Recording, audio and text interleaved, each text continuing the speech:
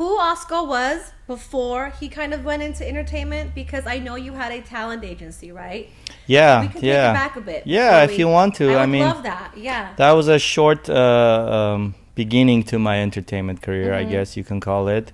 I had been in healthcare for quite some time.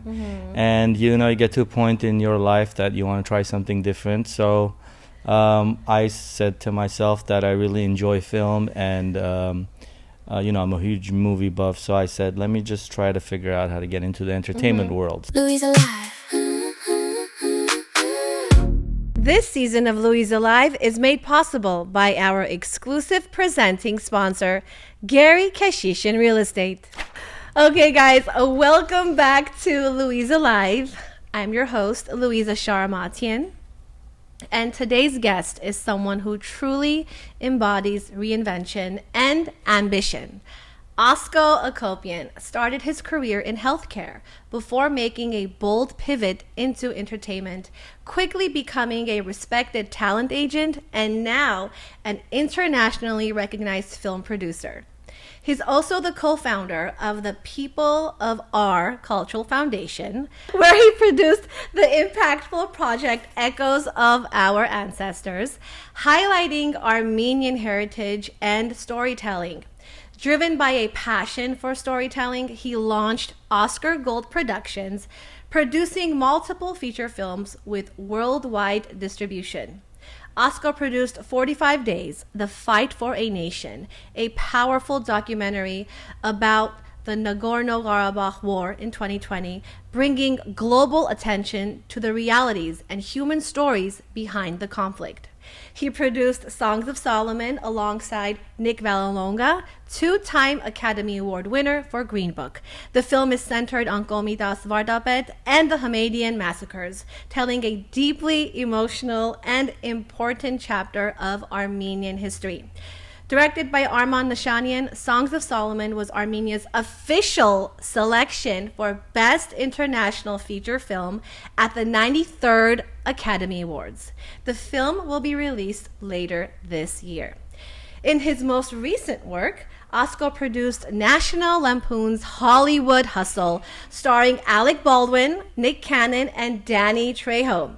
Hollywood Hustle is also expected to be released later this year. And last but not least, Asko just co-produced a comedy musical written and directed by Nick Vallelonga, starring John Travolta and Mira Sorvino. Welcome, Asko. Wow, that was a long bio. For you, I said anything.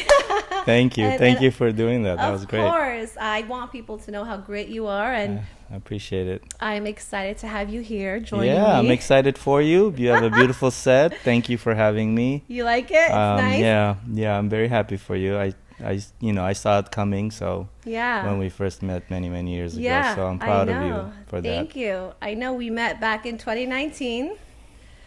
Songs of Solomon carpet, I remember. Yes, Songs of Solomon red carpet. That was our big premiere, private premiere at a Chinese theater. Yeah, right before COVID. So yeah, that was a good night. Wow, a lot to talk about. Good movie, yeah. Yeah, your life and career has evolved so much throughout the last, 6-7 years. Yeah, I'm trying. Yeah. And honestly, I want a lot of my people who are listening now to know who Asko was before he kind of went into entertainment, because I know you had a talent agency, right? Yeah, we can take it back a bit. Yeah, if you want to. I would love that. Yeah. That was a short beginning to my entertainment career, I guess you can call it. I had been in healthcare for quite some time. And, you get to a point in your life that you want to try something different. So I said to myself that I really enjoy film and, I'm a huge movie buff. So I said, let me just try to figure out how to get into the entertainment world. So talent agency was kind of a good way to begin because I get to learn the talent side of the business. Yeah. So I did that iTalent group. I did that for a couple of years. I met a lot of cool people. I met a lot of casting directors, some of which I'm friends with now, through those years. But I did pivot to a studio, a production facility on Los Feliz in Hollywood, Glendale, borders. And through that few years of running the studio Empire Media Center, I kind of got the production bug, as they say, and I met my now producing partners and dear colleagues in the entertainment industry, and that's how I kind of pivoted to my myself as a producer. So it kind of took sections to get there. So yeah, and you know how this industry is. It's not overnight. It's constant. Not. Yeah, it's very, very complex. It's difficult, but it's it's fun. Especially when you do impactful projects that have an effect, to the audience. That's definitely worth it. All the long hours and being away from home and all that, so all the stress levels that come with any type of production. So and you still juggle empires as far as your healthcare, and you still do this. Yeah, I'm still in healthcare. You are. Yeah, I have a good partner there. We have a good flow. Our facility does really well in Burbank. But my main focus is now my productions, People of Our Cultural Foundation that we started with Arman, who's a dear colleague of yours and a great friend of mine. He's a very talented director.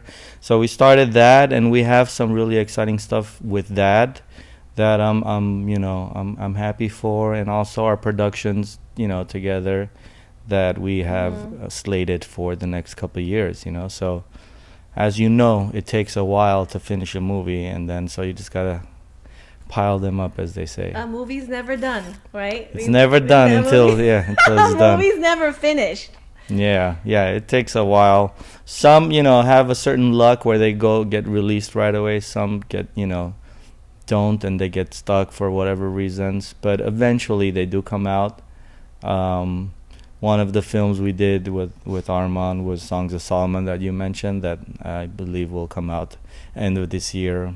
When you say come out, you mean you're releasing it? Released, really? So people can actually watch it. But we did already, right? Well, you saw it had a small theatrical window. Okay. It had a tour. I covered the carpet. You covered the red carpet, and then from that point on, we did a tour where we did a nationwide. Where independently we would rent our own theaters and sell our own tickets, and an Armenian film is really not too easy to get global distribution. So it was a little challenging, so we had to figure it out on our own. And then, we got really busy with other projects, and it just kind of, So with Songs of Solomon and your collaboration with Nick Vallelonga and Armand, that was, I feel like, your first really heavy mark coming back into the industry, right? Yeah. Why I had that movie. Like, tell me about that. Well, I had done a few films prior to that for sci-fi, and I was just kind of getting my groove. And when Arman asked me to help him, that was around the same time that Nick was doing Green Book. Green Book was already starting its run, and Songs of Solomon had a really amazing EP, Sylvia Kavukjan, who was very, helpful with the idea and the production of it. So that was, I would say, my favorite one, the one that kind of has the most impact because of, being about the Armenian massacres and being really the last film that was shot in Artsakh. So once it's released and it goes down in history as a film, that everyone can watch, it will be the last film shot in Artsakh. Oh my God, that's a big deal. That's why it's so special, yeah. Wow. Now that I think about it, you're right. Yeah, because after that, it was the war, which was in 45 days, and then, which we did, which was also submitted to the Oscars under the documentary category. We had a little bit of press on it, but,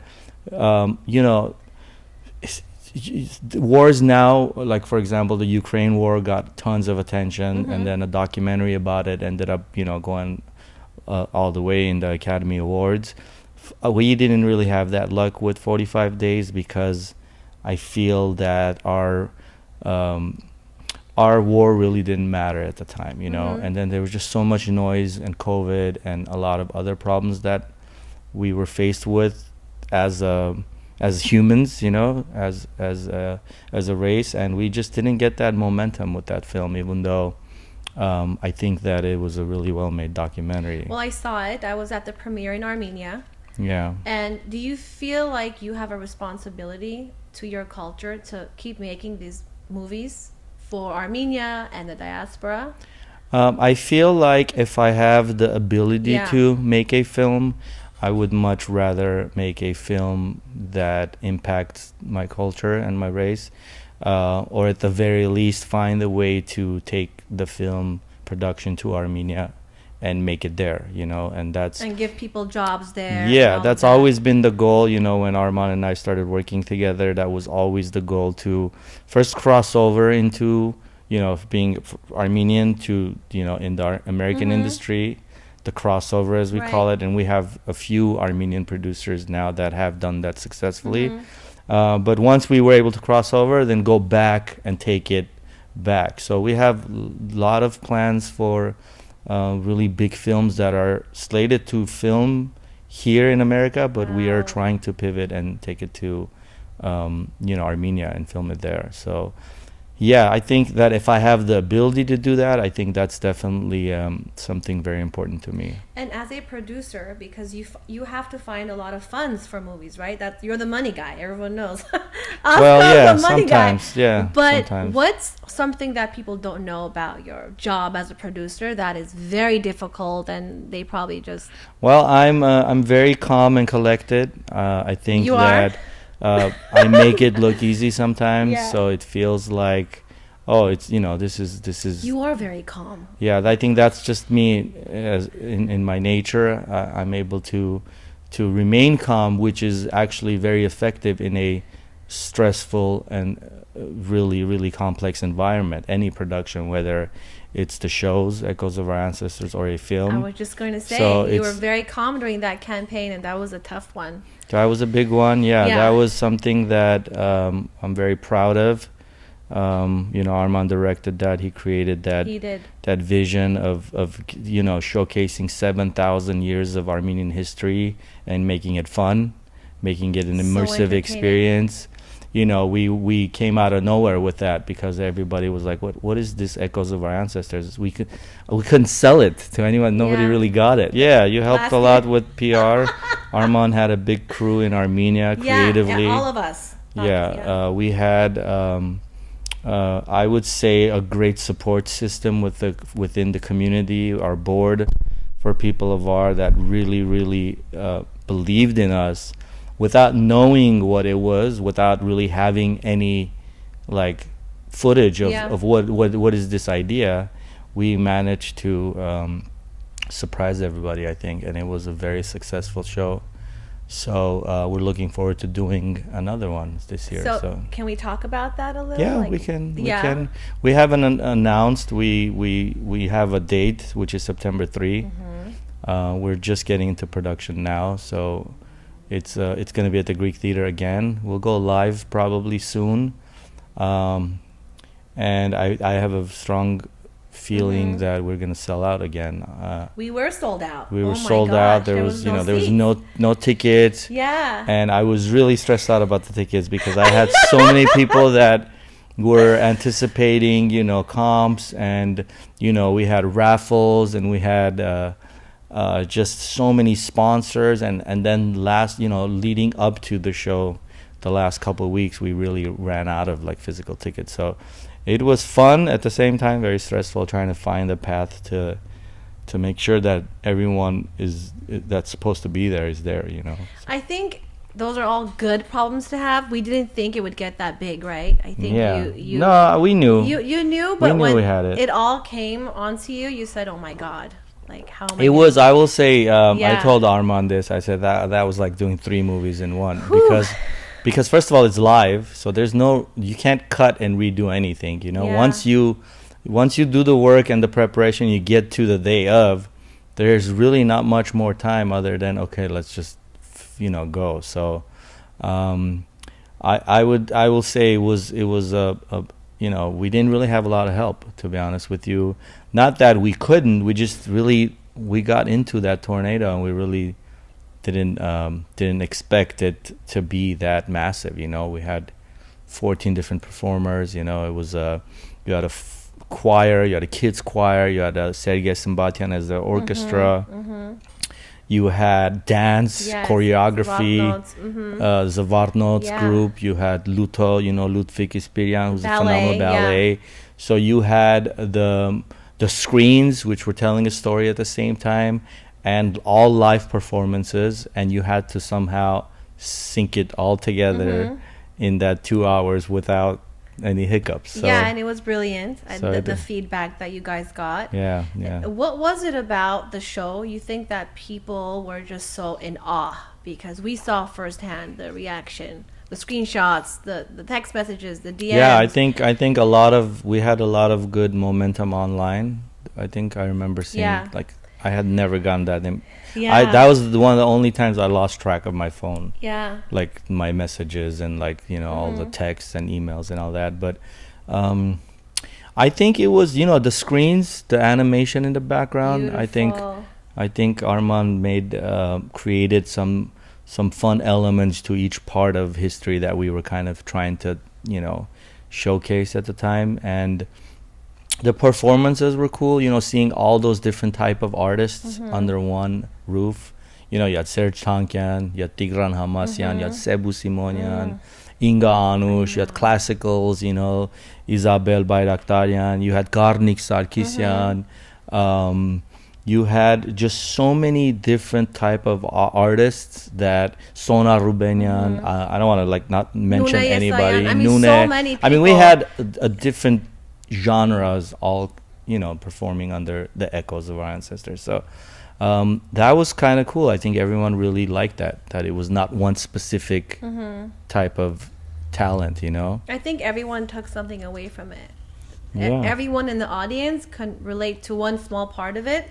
It was like this huge massive melting pot that I think that's why we connected with it. But is the next one going to be similar or a bit different as far as ensemble and artists? We have a different cast. Wow. I don't even know what's going on. Oh yeah, my God. We have exciting changes to it. This one is going to be called Heroes and Saints. Okay. It's similar in tune to what the production you saw, but there's so many changes that are going to come along with it. So it will be a new show.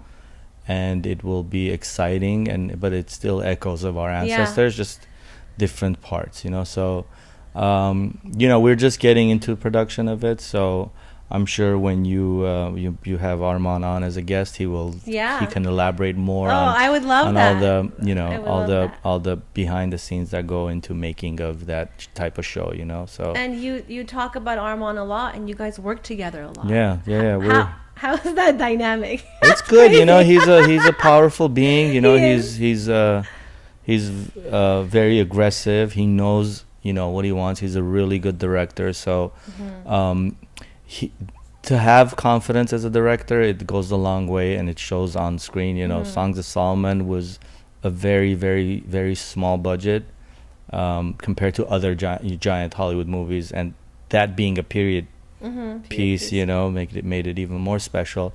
Like, he's a really good director, and he knows how to handle the talent well, you know. So he knows what he wants, and he finds a way to get that. So I think me being on the business side of it, and just the organizational skills that I have, and the calmness, and the you know, the being able to do multiple things at the same time, 1,000 things are running at the same time, and finding ways to help the little person all the way to the big person feel involved is one of my strengths. So we make a really good couple, as they say, and we make a good team, and we're partner in crime. We're good producers together, and we have a lot of exciting new projects that are in the pipeline, in addition to all the things that you already know about, you know. So we have a busy 5 years, you know, with People of R and our production companies. 5 years. I love that. That's 5 years is a big chunk. So you already have it kind of planned out. All and mapped out, you do, because you're one of those very organized people I've seen. How do you even do that? It's so hard, because you're a multi-hyphenate. A lot of us in the industry, we dabble in different things like producing, entrepreneur. How do you do that? You're so busy all the time. I have a big family. I have 4 kids. So Marina, great my wife. my wife, she's a big support system. She allows me to kind of, I travel a lot with these productions. I was just in Mississippi, so I've been away for more than a month. Yeah. So it's hard. So being able to have multiple big things in your life growing up, I got into business at a fairly young age. I left college my junior year to start my businesses, and you just kind of, it's a more of a personality trait, and then you hone and get better at things as my first film did not look like my last film. If you watch the National Lampoon's Hollywood Hustle, that is a culmination of, everything production that could go wrong went wrong in that film, and we were able to come out of it, so. Really? Yeah. And this is the Hollywood heist that changed that. Yeah, that okay. It became a National Lampoon's film. Okay. First one in a while, that is going to hopefully be released later this year as well. That was directed by another dear friend of mine, Mike Hatton, who also wrote it along with Paul Sloan. So that's production wise, that's it's a fun movie. It's a ride. It's about how hard it is to make a movie in Hollywood. So if you watch that, and then if you watch, for example, Efficiency, which I made for $10,000, many years ago, or Vigilante Diaries, which was a really, really low budget action film that ended up all the way to HBO. That was my first big one, so again, with the same people, same team. So the common denominator is really the team and the people involved, and we try to grow together, and the closer we stay together, the better our projects get, and each one starts excelling on its own. And then when you put it together, you get a big movie. And delegation. You're good at delegating. Yeah. Who to ask for. I'm a good project manager. Yeah. You are intense, but it works. Well, you need to be. You have to be.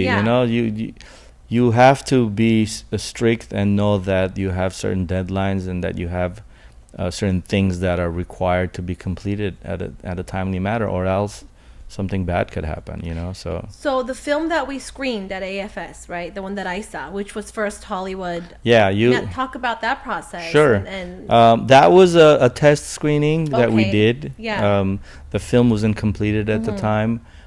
We did 2 more tests after that with the National Lampoon brand in San Diego, and it scored really high. So I'm proud of it because it so many things went wrong with that film. Literally, production wise, the money falling apart, the cast. Really, I didn't know. Wow. Not getting the cast, that we originally intended, and then as it's going, it starts changing. But we were very fortunate to get Alec Baldwin to sign on as one of the leads, and then Nick Cannon, who's super famous. Who really doesn't do too many movies. Not that he's not a great actor. He's a phenomenal actor. He just he's got tons of shows in syndication and tons of kids. He's got more kids than me. Yeah. A great guy. I knew one of his first wives or what do you call it?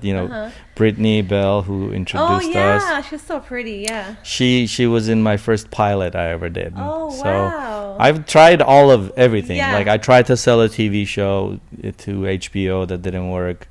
I've tried everything, and it just it's slowly starting to pick up. What's more of Asko? All these things that you've done, right? Agent, entrepreneur, film producer, all of that. Like, what feels more natural to you, that you love doing the most? It's really what I fell into at the end. Being a producer. Yeah. I'm very good at speaking. I'm very good in the room. I'm very good at pitching something. I'm a really good producer. To say it's something that comes together eventually. So I feel like that's where I'm comfortable at the most. and having the right partners, for each of these projects is something that helps me, keeps me shining. So I'm excited, for the industry, for all the Armenians that are now breaking through. I met a lot of people early on that weren't where they are now. So I'm really excited for that, and I'm happy to be part of that. So.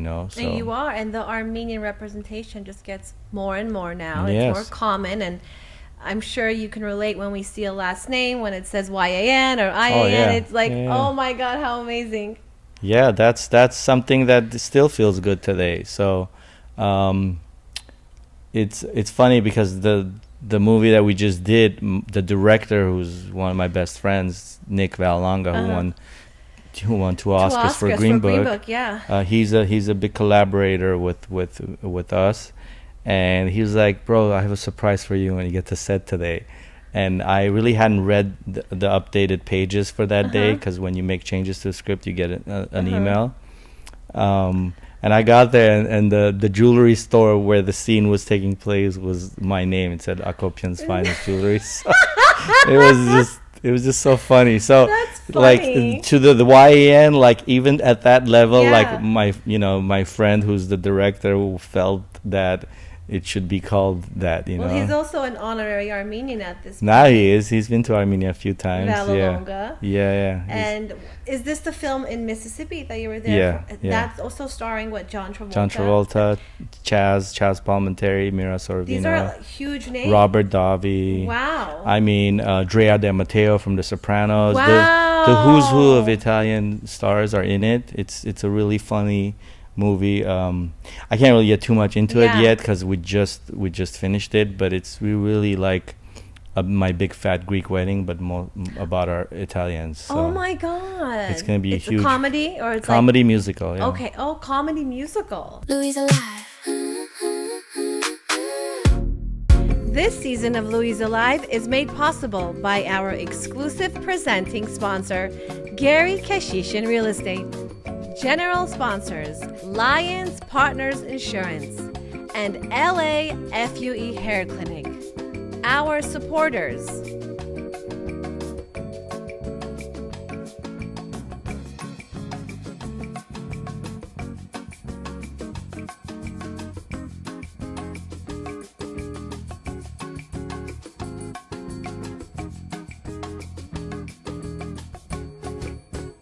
Louisa Live. Yeah, it's very good movie. And how did this come about? You were just Nick. That's you were Nick. and it Nick just- was Nick's been trying to make that movie for a while. Okay. And he finally got it going, and he asked me to come on and help. So I went over to Mississippi. I co-produced it, as we call it, and I was just there pretty much for all the shoot days. And then when we had to have breaks, I would come to LA for a day or two and then go back. But that was a really big experience because that was my first real big movie. Really? Of course, the National Lampoon's Hollywood Hustle was big also. That was my big movie, biggest movie to say. And then now this one is even bigger, so. What are you learning from that whole process, being such a huge production? Just so much more help, Yeah. You have so many amazing people coming together. It's everything's like 10x, every position has more people that are and a lot of support. a lot of support, yeah. And I was really excited to be on that set. Meeting John Travolta was Isn't was a that big crazy? deal. This is John Travolta. We grew up Yeah. watching him, and yeah. So it was wow. that was a big deal. So thank you, Nick. I appreciate the Yeah. opportunity. Congratulations on that. So I'm sure more info will come out about that soon, and I'm really happy to be part of that. But now we're back to LA, and now Back to we the grind. focus. Now we focus on the shows, I and know, then on Echoes. and then we have hopefully another movie that's going soon. So we'll see. It's exciting stuff, but I feel like as a producer, that's where I'm most comfortable at this stage in my career. And when you're reading a script, how do you know that, okay, I want this one to take 5 years of my life? Like, what really stands out to you? Because it takes a lot of Yeah, time and you energy. get a lot of scripts, Like, what headed is your it way. to you that oh my God, like, It's really I've just been sticking with my inner circle. We have tons of projects internally that we all want to make. So, going from an action movie to a comedy to a musical, it's just which film goes next is kind of like the way we select. We have movies that we've been trying to make for 5 years that might go next year. So I particularly don't choose a certain genre as my next project. It just kind of comes together, so whichever goes first is the one we push. And that's it takes planning to do that, obviously, but you have to have multiple movies in the pipeline as they start going. It's exciting. My kids are growing up fast. I'm a traditional Armenian family. My kids go to Armenian school. Pilipos down the street. Pilipos, shout out to Pilipos, who's been amazing to my kids and supporting our projects. And moving to Hollywood, being raised I was 8 when we moved to Hollywood, so I kind of grew up in Hollywood, and then now just still being in Hollywood. Even this studio is in Hollywood, like this is where I kind of grew up, so now my kids are still going to school here down the street. It's just it's humbling to see how far we've come from when we first moved to America to where we are now. Just the certain luxuries that you have as you progress. But as far as the entertainment career goes, it's really, being in Hollywood has helped, meeting and knowing people that kind of will help you along the way. Hollywood is home to you. It really is. I don't see you living anywhere else. Yeah, I don't see myself moving at all, ever. And your house and everything. Like, this is your and hood. it's the hood. It's become a hood, literally. There's it's not as clean as it used to be, but it's home. Like, for me, it's Glendale. I'm a Glendale You're girl. from Glendale? Yeah, That's Glendale's it. nice. That's I it. love Glendale. I will always be a Glendale girl. Yeah, I think Hollywood is needs a little bit of cleaning up, but it's still Hollywood, I world, love Hollywood. to the world outside of people that see it, it's still Hollywood, And you went to Hollywood High? I went to Hollywood High, And then, class of 1999. okay, wow. Damn. Then I went to CSUN for a couple of years, and I dropped out junior year just because I started my business, and I wasn't really able to do both. And at the same time, I had a job. I would work at a market when I was, like 17 through like 22.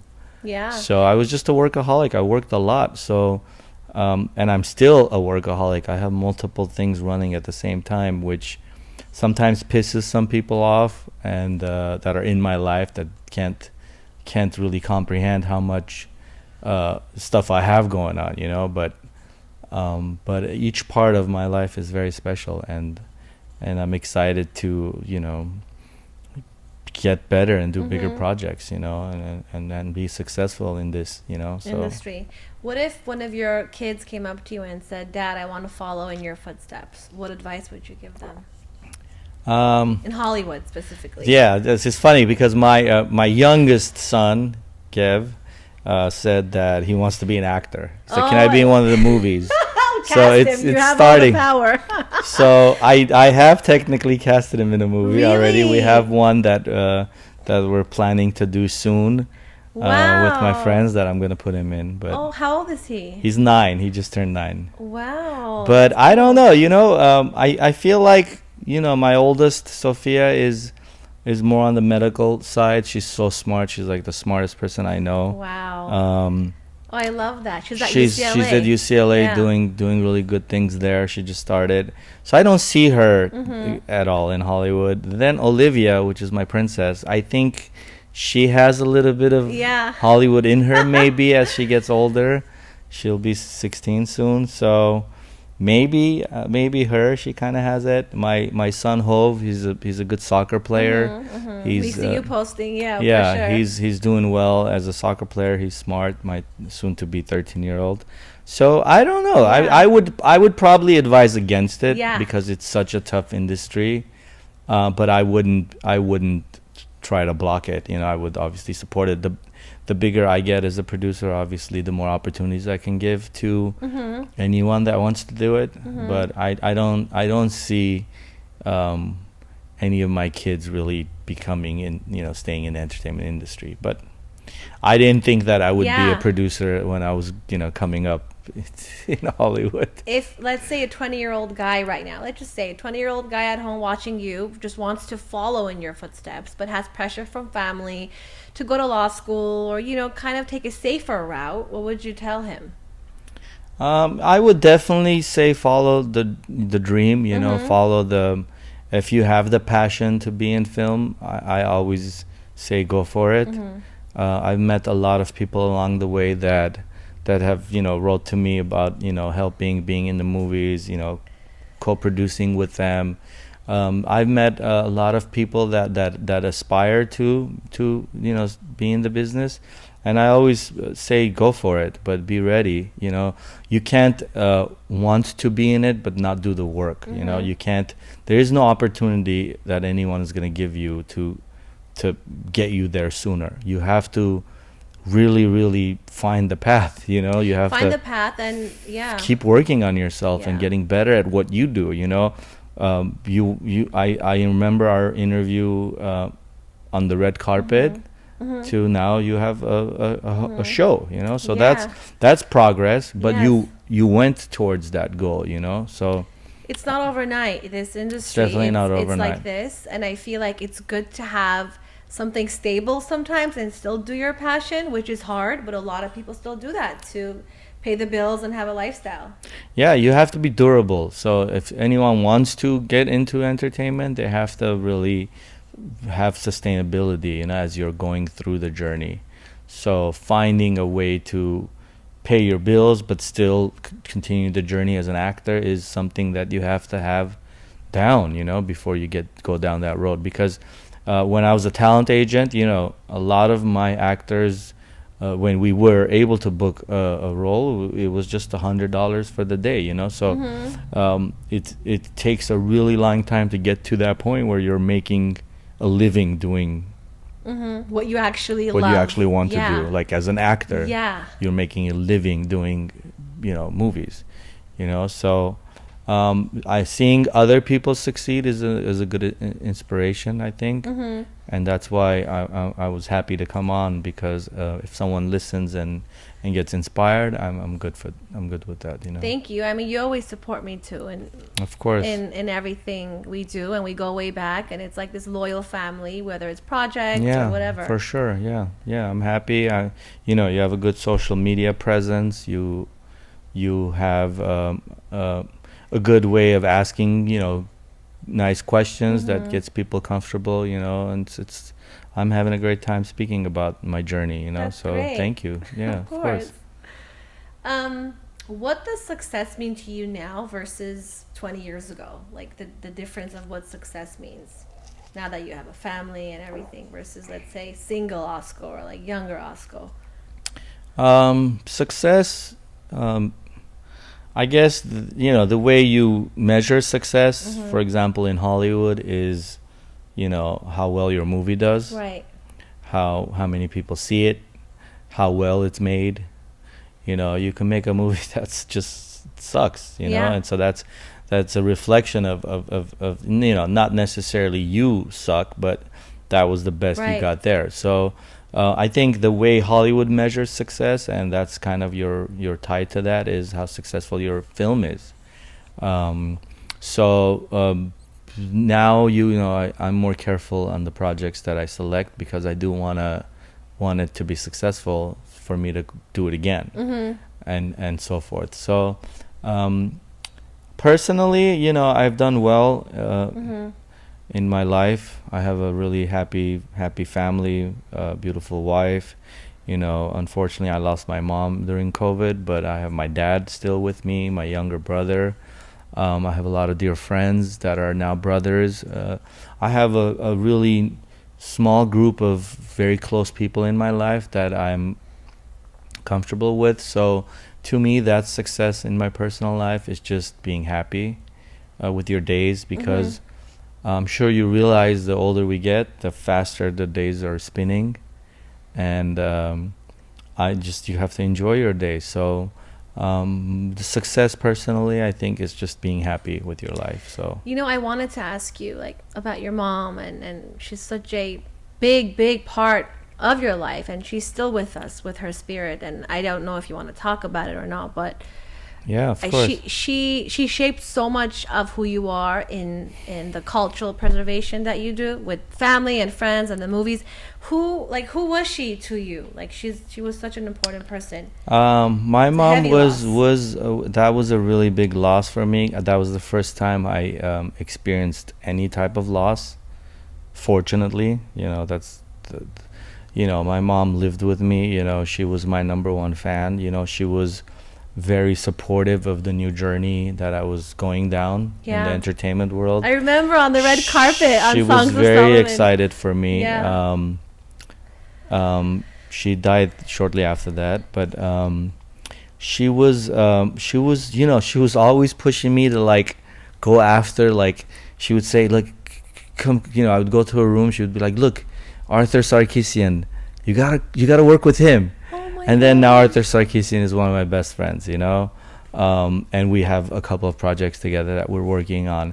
Serge Tankian was one, like, look, famous Armenian rock star, you gotta find a way. And now Serge is a dear friend of mine that supported me and Arman, like, no way that anyone would do what he did for us, coming on and performing at Echoes, so just these people that are in my life now that were unattainable to say when you're not part of that industry, or at least coming up. She kind of always believed that I would get there. So the fact that I am now there, I think maybe it's what you said, that she's still here with us. Absolutely. In some capacity. She had a big hand in helping me and my wife with our kids, because 4 kids it's difficult, everyone says, oh, how do you do it? And I go, well, we had a lot of help with my mom, my parents, but my mom specifically, because she was home with them. So it's a feeling that I really think doesn't ever go away. So it still hurts to this day. It's crazy that it's been 5 years. Has it? Yeah, it's January 3, 2021. So wow, it's just insane how fast it's moved on. But there's a lot of elements in our home that still remind me of her. But every time I get a win, and I get emotional, that I just wish she was able to be present for that win, even though I know she's probably part of that win, in some way. But I really do wish that she was able to see some of the things that I'm able to be part of now, So I miss her dearly, and my kids do, and my everybody in my family, my brother, I'm sure, we miss her. So how do you view life differently now after this massive loss? I will say that although I always believed to live your life to the fullest, I always did have that personality. I still do. I push it all the way, maximum. Put your foot on the gas, go for it, enjoy yourself. Push a T. Yeah. But song you always yeah, but losing my mom maybe made that feeling a little bit more constructive, like to really now calm down and enjoy your family and everybody around you, as you'd never know, because that's something that we did not know that was going to happen. That was, my mom passed away in 2 weeks from getting COVID to her passing was literally 18 days in general. That's insane. So December 15th to January 3 is when she passed. So I think just really I try to do as much as I can, live as nice as I can, and push my kids to do the same, and my family. It's really hard living in LA. It's difficult. It's expensive. You have to really find a way to, earn a good living to be able to be comfortable and do all that. So I've been thriving for that. So I think that's something that her passing maybe helped me shape a little bit more, is to And really. you also take some skills after her, like some entrepreneurial skills, right? She had that famous store. She had a gift shop. I don't know if it was famous, but it was still, in, it was one of it the, was in like, Hollywood. It OG was famous. stores. A lot of people You went worked there. there. Yeah, I mean, I helped her there. I Yeah, love that. we were kids, when she did that.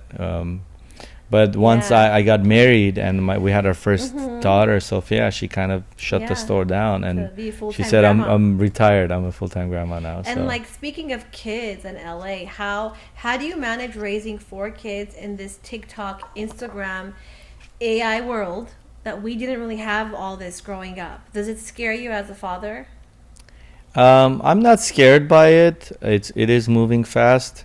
I try to use it as much as I can to help move things along, but I just don't think that we are there yet with AI. That it's obviously getting better and better. But ChatGPT and everything. oh yeah. man, you can tell sometimes when someone's like they can't even text back normally, and now they have to chat GPT a response. What Like, do I wait a minute, say? you don't write like that, bro. What is that? And then sometimes when I do it to make a joke, my daughter will catch it. She'll go, "Dad, did you just chat GPT that?" I go, "No." But I only do that just to be funny. But I don't know. You have to embrace it. I mean, we are the human race is supposed to advance. Evolve and go. That's part of it. Things didn't look like the way they do in the 90s when you're starting to like see everything. So I'm not afraid of it by any means. I think it's great. Hopefully it helps some things be easier. I don't know what it's gonna do to, like, for example, the entertainment industry. How much is it gonna change it? But I do already see a lot of elements with, just being on Instagram. You see so many different commercials that were all AI, Everything's AI, and it or does how hit the quickly you market. can do something with AI and just make a scene. So I don't know. I'm not against it. Is Yeah. it scary? Maybe a little bit, but you have to embrace it. There's nothing you can do. And use it for your favor, and make sure it makes your life easier. Yeah, use it to Utilize your it. advantage. Utilize it. Embrace it. I don't think you should fight it, because we're in no position to, because you have trillion-dollar companies behind these type of movements, in the AI world. So I'm not afraid by it by any means. But I'm still that old school cat that just wants a steak and a martini and a cigar, and cigars are a big part of my life, which I know my wife doesn't like too much, or my doctor. Yeah. But it's How do they make you feel? cares, What you is it know? about that experience that you're smoking a cigar. Yeah. What is it? I've done a lot of my deals smoking during a cigar. I've met a lot of really cool people at cigar lounges. I'm a member of a private cigar club in Beverly Hills called Grand Havana Room. That I've met a lot of people through there. The first movie we sold was at the Grand Havana Room. So during cigars. So I kind of got into it then. And it's a big part of my life, and I enjoy it. Everywhere I travel, I take everyone knows I have my cigars with me, so we have a great time smoking cigars after work or whatever. But I think Symbol of your success. it's not healthy. Yeah. To say, I don't think smoking anything is healthy, but I've never smoked like cigarettes in my life, so I look forward to it after a nice meal, a cigar.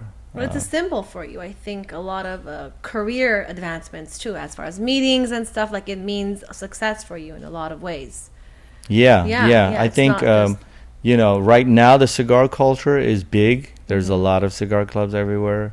in Glendale, Hollywood. You know, I know the Vault just the Vault is one opened, I yeah. like. There's The Belvedere, the Vault. Belvedere, the C Library, the cigar library is yeah. a really good one.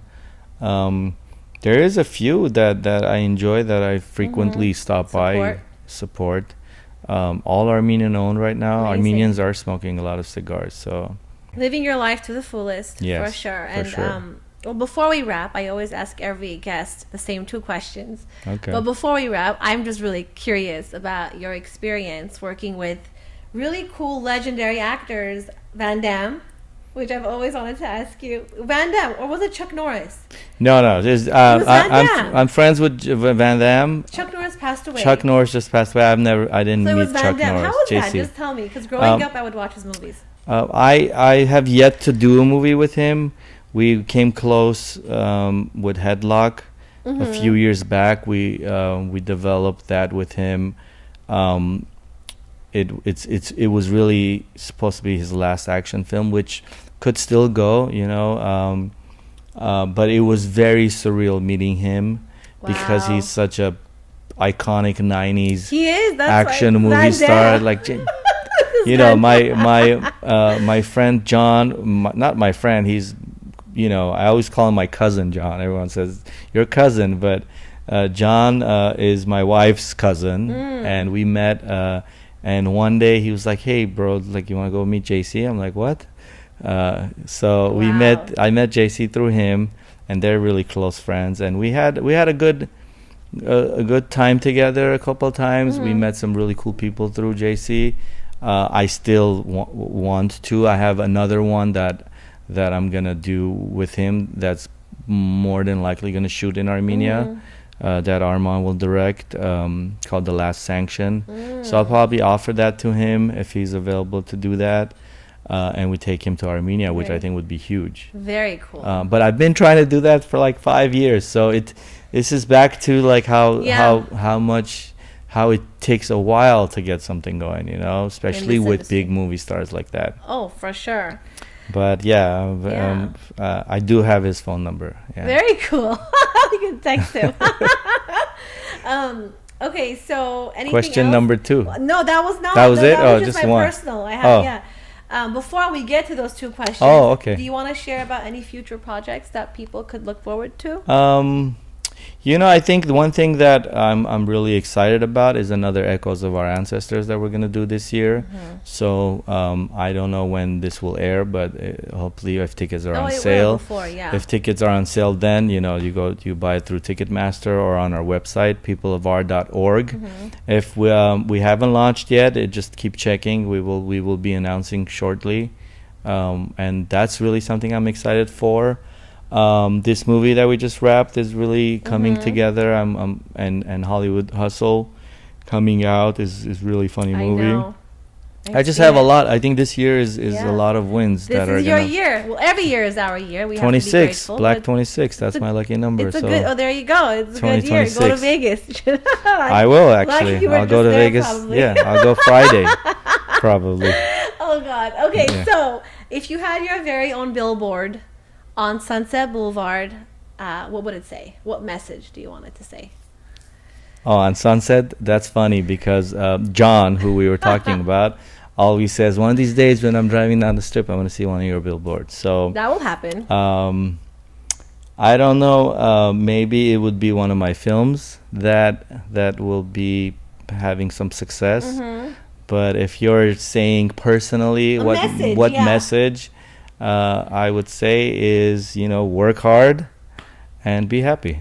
That's what I would say in bold letters. Work hard and be happy. And hopefully someone driving down the street reads it and gets inspired to continue or to start. So. And what have you purchased under $100 that changed your life? Something simple. Under $100. Okay. Something simple. Or $20, $30. Yeah, no, I get the question. I don't know. What makes my life simple that I purchased? Under $100. Under $100. I don't know. Is there anything under $100 now? Yeah, there's everything is like $1,000 now. Some people said apps. Some people said like cookingware. What about the things that you cut your cigar? What is that? Oh, the cigar cutter. Yeah, no, that's under $100, but that's not it. I don't know. I don't have any gadgets or anything like that. I'm old school. Like I don't have anything that I can't say sunglasses. I wear a lot of glasses. And everything's but above 1,000. It's more than that. Yeah. Yeah. So I don't know. I guess we have to leave it. Maybe if I figure it out, we'll do a post about it. Yeah. Well, thank you for joining me today. Of course. Thank you for having me. Congratulations. Did you have fun? I did. It was great. Cool, right? Yeah, that was good. I look forward to seeing it. I hope it helps. But congratulations. I'm happy for you. Thank you, and good luck to you. Thank you. Louisa Live.